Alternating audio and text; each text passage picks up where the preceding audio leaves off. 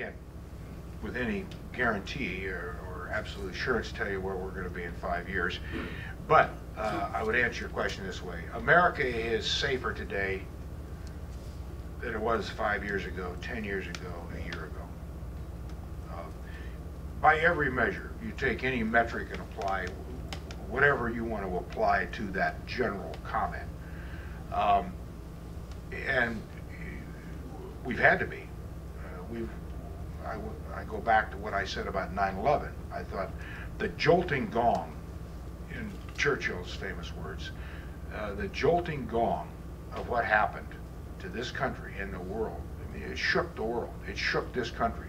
We're actually, I think, in many ways still coming out of that. In ways here that has propelled us into new security arrangements everywhere on everything. More sophisticated, better people, more resources, thinking things through in ways we just didn't before. One good example is how we've consolidated our intelligence agencies. You know, there was intelligence out there. It was in different silos about these guys who took the planes and crashed them into the buildings in the Pentagon, Twin Towers, Pennsylvania.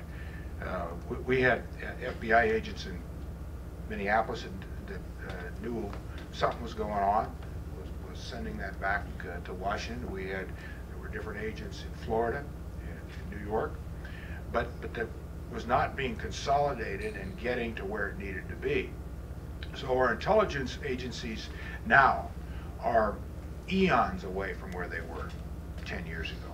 The consolidation of intelligence and making this intelligence relevant, not just processing it to process it, make it relevant to the threats that face our country. I think we've got to recognize too that here we are, a nation of almost 330 Americans. We are the most open, transparent country in the world. And so there is no 100% foolproof guarantee that somebody isn't going to do something. It's just technology, it's just so much going on. But we have to get better.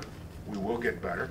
But one of the things that's happened too is the relevancy of the citizen and the local authorities, because focusing on your communities and knowing what's going on around you and being aware, you can stop a lot of things. A lot of things get stopped that no one ever knows about because someone saw something or heard something or thought was a little suspicious or whatever it was, and they told FBI office or went to the sheriff's office or the police department and said, there's something going on over here. Sometimes it doesn't work out. That has changed. Now we don't want to develop a police state either in this country. So you've got to always maintain a balance with human rights, freedom, dignity, and you don't want to, there's been a debate over the last 10 years, give up your rights. You don't ever want to give up your rights. But we can do both. We can have the rights, protect the rights guaranteed for individuals in this country by the Constitution, at the same time protect this country. So anything can happen anytime. I recognize that, but we're far safer today, I believe, than we ever have been, and that's for a lot of reasons.